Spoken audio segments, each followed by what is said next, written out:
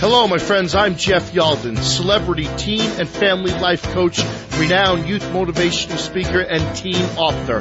For 20 years, I've traveled all over the world, touching hearts and changing lives. You have questions, I have answers. I am here for you.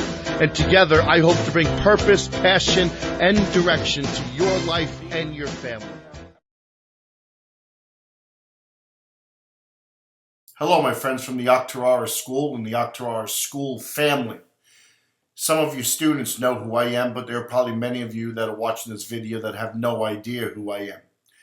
My name is Jeff Yalden. I'm a youth speaker, celebrity teen and family life coach, a teen author, suicide prevention expert, and I also host my own weekly radio show. One of your students, Rebecca, reached out to me and shared with me the loss of two of your students, Carly and Dalton. I am not going to pronounce the last names because the last thing I want to do is disrespect the pronunciation. Having said that, I think you all know who I'm talking about. They passed away carbon monoxide on November 22nd. First of all, I want to share my heart and my thoughts with the family of Carly and Dalton.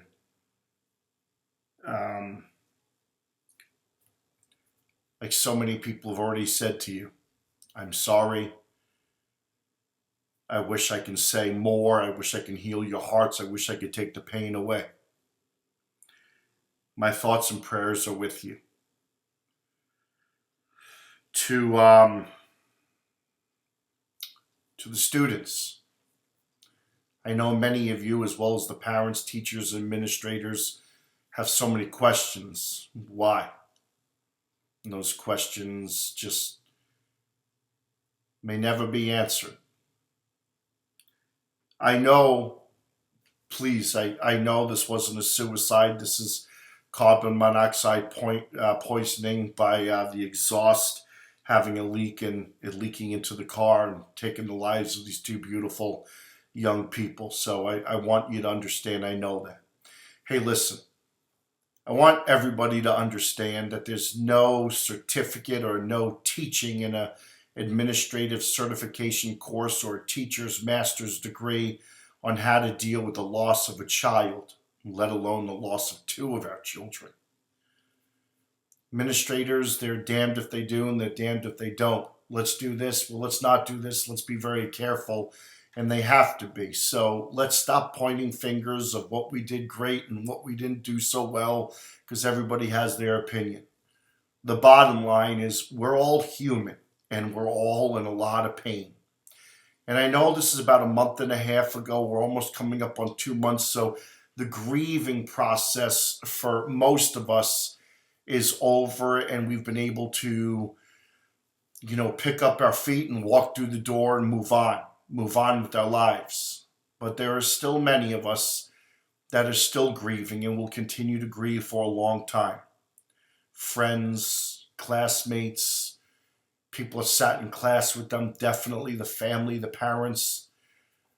Also some teachers that had them in class, teachers that had a special connection, a relationship, that may have had them in activities, sports, or just they remember a question they may have asked or an assignment that they may have done.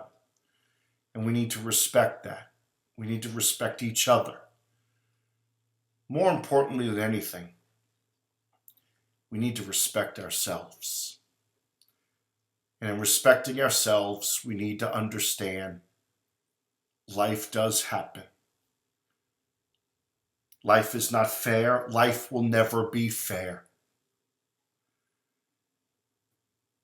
And this is the time where after the holidays, we get back into our routine, we get back to school, and we have to focus on what's important. And what's important is our lives. And as sensitive and as short as life can be, the more we become present in the moment, the greater that we're going to be fulfilled in our heart. And that's respecting each other. That's respecting our families. It's respecting our teachers, our coaches. You can't give that love and respect for others unless you have that true love and respect for yourself. So what I want to do in the short amount of time that I get to spend with you on this video is I want to give you permission. I want to give you permission to pick up your head, to acknowledge what happened and be sad. We've been sad. I want to give you permission now to close the door and move forward. I'm not asking you to forget about them. Never. Please don't. But I'm asking you to realize that your life is important right now. And you know, so many times we talk to young people about setting goals and dreams, and as important as I think that is, I think there's something that's bigger. I think that's a purpose. You know, we don't talk about young people having a purpose, but your purpose is like the straight line you walk to get to your goals, and your goals take you ultimately to your dreams. But without having a purpose, we could be a little ways away from reaching our goals and dreams. But at the end, what is a dream reached without having a purpose every day? You see, your purpose is why you wake up in the morning. Your purpose is why you do what you do. Your purpose takes you to goals and your dreams, and your purpose, you know, through attitude and choices. You can have a bad attitude, make bad choices, and within seconds or minutes, you can be out of purpose. And depending on the choice you made, sometimes it could take almost 30 years to get back in purpose. I want each and every one of you to live a life of purpose every single day. I want you guys to think about what happiness is. Happiness is being together. It could be family time. Happiness could be, you know, living in a nice house, getting great grades, getting accepted to the school of your choice. To parents, happiness is your family and your children. But think about a parent that lost their child. Can they ever be happy again? Sure. Let me tell you what I think happiness is. I think happiness is every single day. Every single day that we're present, we live our lives of attitude and gratitude, and we live our lives for each other. But the end of the day comes and we lay our heads on the pillow, and there's three questions we ask. Number one, is my life meaningful? Is my life fulfilling? Is my life rewarding? And if you can't say yes to those three questions, there's a change you need to make. There's a change you need to make. And when you make that change and you go to bed and you say, yes, my life is meaningful. Yes, my life is fulfilling. And yes, my life is rewarding. You're going to find genuine happiness right there. That's what I want you to do. That should be your purpose. And we ask young people, where do you want to go to college? What do you want to do with your life? Ladies and gentlemen, who cares? You know what I want every one of you to do? I want you to wake up with a passion for something. I want you to wake up with enthusiasm, find excitement to live your life for the people that are in your life. Find passion and enthusiasm and excitement for your school, your community, your friends, your teachers, your parents, each other. And I promise you, when you're passionate and you have enthusiasm, your life is going to take care of itself. Well, let's get back to why I'm here with this message. To each and every one of you, I'm truly sorry.